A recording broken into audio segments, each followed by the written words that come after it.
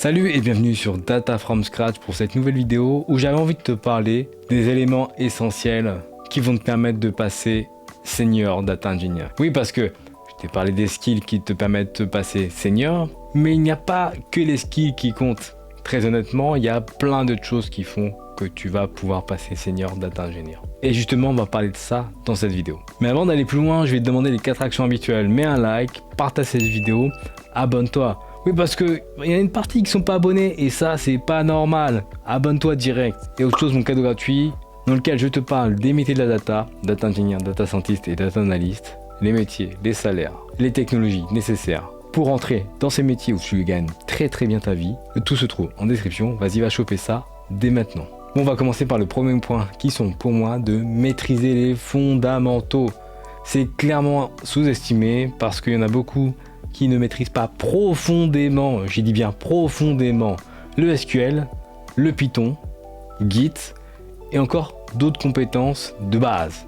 Oui, parce que évidemment, c'est pas super difficile le SQL, mais par contre, il y a des choses très complexes à comprendre que tu dois vraiment maîtriser et véritablement comprendre en tant que Senior Data Engineer.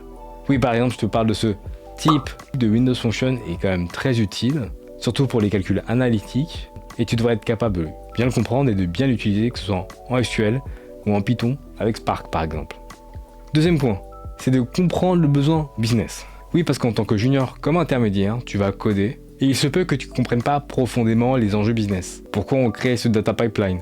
Quelle est la personne en charge de recevoir les données? Bref, il faut être conscient au maximum de l'environnement business pour que toi, en tant que futur senior, tu puisses rayonner mais également faire rayonner l'équipe. Ça, c'est très important. Troisième point, c'est être réaliste, voire pessimiste. Oui, je vais pas te mentir. On est sur des technologies qui évoluent vite. Que ce soit sur Snowflake, Databricks, AWS, etc. Il y a toujours des nouveautés. Donc, lorsque tu réalises une feature ou un nouveau ETL, ou un nouveau data pipeline, ça peut prendre plus de temps que prévu. Tu dois au moins te donner un buffer de minimum 25%. Oui, parce qu'il peut y avoir une nouvelle feature proposée sur AWS, sur un outil AWS qui va te faire gagner du temps, mais tu devras prendre le temps de l'apprendre. Et ça va même te bouffer peut-être plus de temps que les 25% en buffer.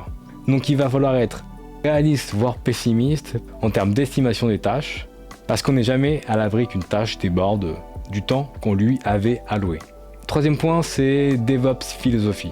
Oui, je pense vraiment que les data engineers devraient adopter la culture DevOps. C'est-à-dire, il y a un ensemble de pratiques, d'ailleurs j'en avais parlé dans une vidéo que je te mets là, qui vont te faire gagner du temps. C'est des pratiques DataOps. Et cette pratique permet de fluidifier tout le processus de développement jusqu'à la mise en production.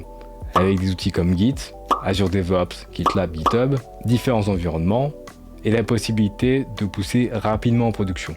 Ça, c'est vraiment un mindset DevOps, voire DataOps, qui va t'amener à un niveau senior.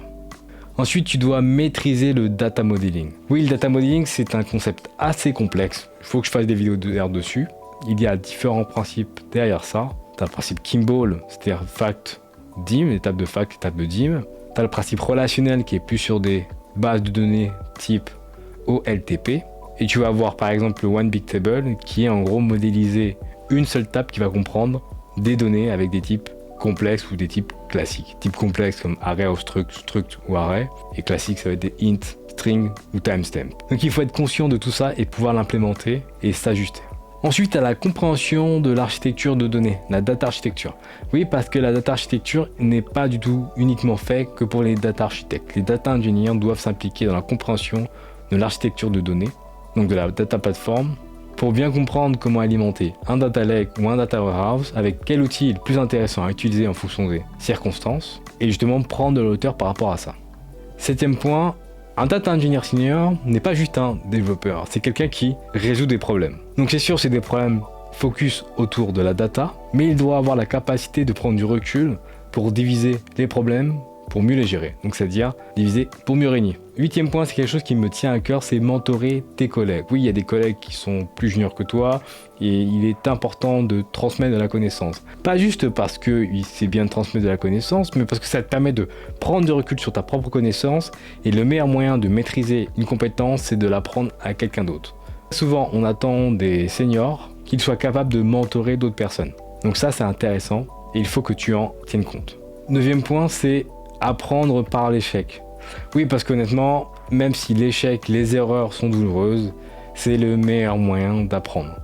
Qui dit apprendre par l'échec dit être capable de prendre des risques. Et souvent, en informatique, si on veut prendre des risques, on va le faire dans un environnement de développement.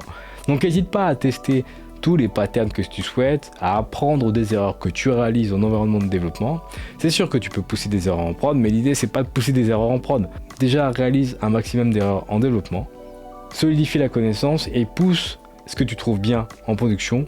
Puis si tu as des erreurs en production, réalise un fixe. Tout ce processus de la non-prod à la prod, en réalisant des erreurs plus ou moins graves, l'idée c'est pas de détruire la production, mais vont te permettre d'apprendre un maximum.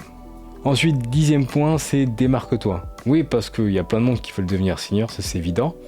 Donc quelque chose qui va être important, c'est d'être capable de te démarquer en faisant des présentations, en faisant de la code review, et finalement par exemple en mentorant les gens. Ça, c'est quelque chose qui est important. Bref, je t'ai parlé de plein de points pour passer au niveau suivant de ta carrière. Si vraiment tu veux passer senior data engineer, je pense qu'il y a énormément de billes dans cette vidéo pour que tu puisses y arriver. Bref, c'était Willis pour Data from Scratch, je te dis à la prochaine, bye.